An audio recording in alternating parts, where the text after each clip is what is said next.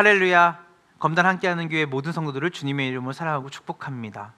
오늘 우리에게 주신 아침 큐티의 말씀은 여호수아 8장 1절부터 17절까지의 말씀입니다. 주님께서 여호수아에게 말씀하셨다. 두려워하지 말아라. 겁내지 말아라. 군인들을 다 동원하여 아이성으로 쳐 올라가거라. 보아라, 내가 아이의 왕과 백성과 성읍과 땅을 다 네 손에 넘겨주었다. 너는 아이성과 그 왕에게도 여리고와 그 왕에게 한 것처럼 하고 오직 전리품과 가축은 너희가 가져라. 성 뒤쪽에 군인들을 매복시켜라. 여호수아가 군인들을 다 동원하여 아이성으로 쳐 올라갔다. 여호수아는 용사 3만 명을 뽑아 밤을 틈타 보내면서 그들에게 명령을 내렸다. 너희들은 성 뒤로 가서 성에서 너무 멀지 않는 곳에 매복하고 모두들 공격할 준비를 갖추어라. 나와 함께 있는 모든 군인은 그 성으로 접근하겠다. 아이성 사람들이 우리와 싸우려고 나오면 우리는 지난번과 같이 뒤돌아서서 도망칠 것이다.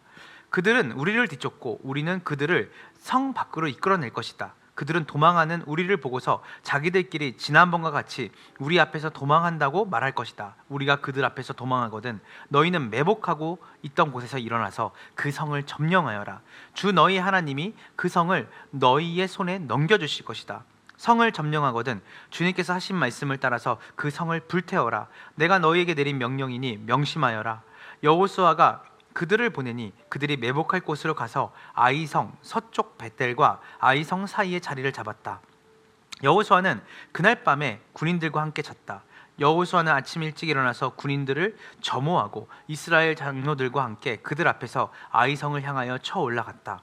그와 함께 있던 군인들이 모두 쳐 올라가서 성 앞에 다다랐다. 그들은 아이성의 북쪽에 진을 쳤다. 그와 아이성 사이에는 한 골짜기가 있었다. 그는 5천 명을 뽑아서 아이성의 서쪽 베델과 아이성 사이에 매복시켰다. 이렇게 군인들은 모두 성 북쪽에 본진을 치고 복병은 성의 서쪽에 배치하였다. 여호수아는 그날 밤을 골짜기에서 보냈다. 아이성의 왕이 여호수아의 군대를 보고 그 성의 장정들과 함께 서둘러 일찍 일어나서 이스라엘과 맞서 싸우려고 모두 아라바 앞에 싸움터로 나아갔다. 그러나 그는 성 뒤에 그를 칠 복병이 있는 줄을 미처 알지 못하였다.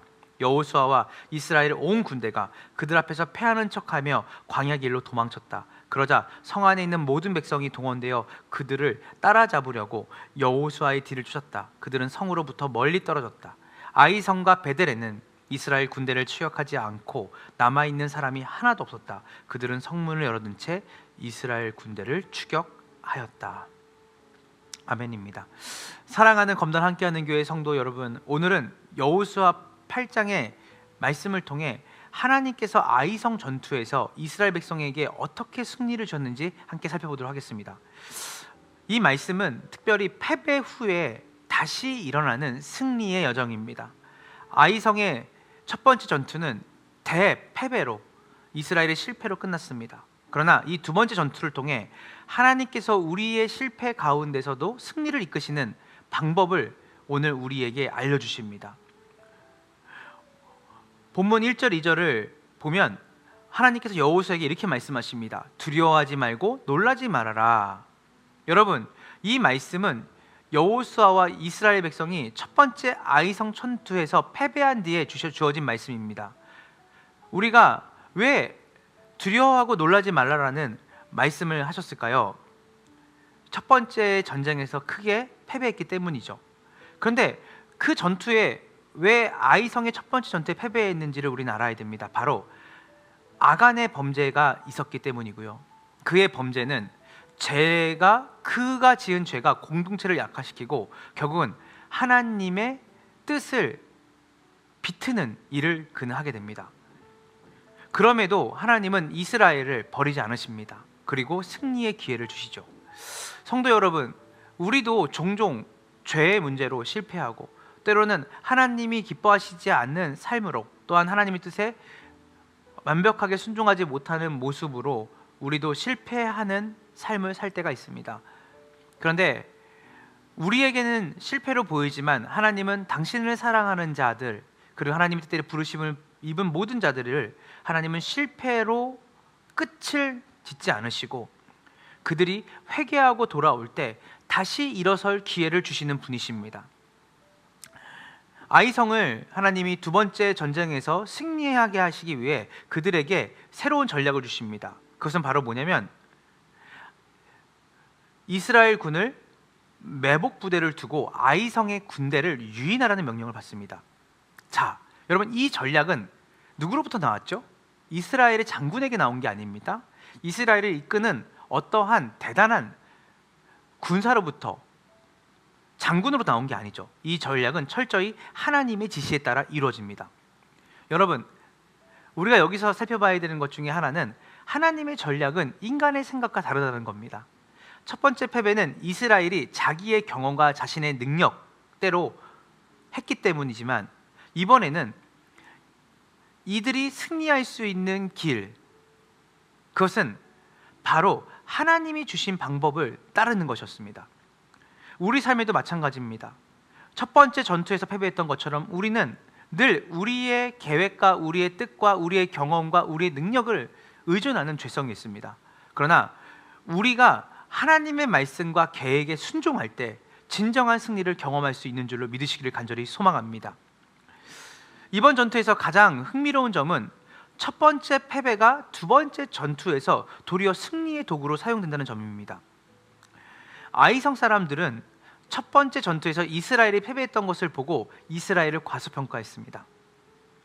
그 결과 모든 군대를 어떤 방비 없이 성 밖으로 보냈고, 그들은 이스라엘의 유인을 따라 가다가 이스라엘의 군사들에게 공격을 당해서 그들은 패배하게 됩니다. 여러분, 우리는 실패를 경험할 때가 있습니다. 하지만 하나님께서는 우리의 실패로 마무리 짓는 것이 아니라 반드시 그 실패의 자리에서 회복과 승리의 도구로, 회복과 승리의 승전보를 올리게 하시는 분이십니다. 하나님은 우리가 쓰러졌던 그 자리, 우리가 약점이라 생각했던 그 모습을 하나님은 강점으로 바꾸시고, 우리가 쓰러졌던 그 자리에서 다시 우리를 일으켜 세워서 하나님의 영광을 드러내시는 분이신 것을 여러분이 믿으시기를 소망합니다. 사랑하는 여러분, 하나님을 의지할 때 실패는 끝이 아니라 시작입니다. 오늘 말씀을 통해 우리는 실패 후에도 하나님이 다시 기회를 주시는 분이라는 것을 깨닫습니다. 하나님은 우리가 넘어져도 일으켜 세우시는 분이십니다. 우리가 주홍같이 붉을지라도 하나님은 우리를 깨끗하게 세우시고 씻기셔서 우리를 당신의 거룩한 자녀로 회복시키시고 일으켜 세우셔서 당신의 영광스러운 일에 사용하실 줄로 믿습니다. 하나님의 전략에 순종할 때, 하나님의 말씀에 순종할 때 우리는 승리를 경험할 수 있고, 우리의 실패마저도 하나님의 손에서 승리의 도구로 쓰임받을 수 있음을 오늘 말씀에서 우리는 배울 수 있습니다. 오늘 이 복된 주말, 한 주 동안 삶에서 실패와 낙심이 막 우리 안에 가득 차 있고, 뭔가를 하는 것이 용기가 나지 않는 깊은 침체가 여러분들에게 있었다면 하나님을 의지하여 다시 일어나시길 바랍니다. 하나님께서는 여러분을 승리의 자로 만드시고, 그 승리는 바로 여러분의 승리이기도 하지만 동시에 하나님이 여러분의 하나님이 되심을 드러내는 그 승리로 여러분을 이끄시는 복된 여러분의 인생을 하나님이 만드실 겁니다. 함께 기도하겠습니다. 하나님, 오늘 여호수아와 이스라엘 백성이 아이성에서 다시 승리하게 하신 말씀을 통해 실패 속에서도 소망을 갖게 하심을 감사합니다.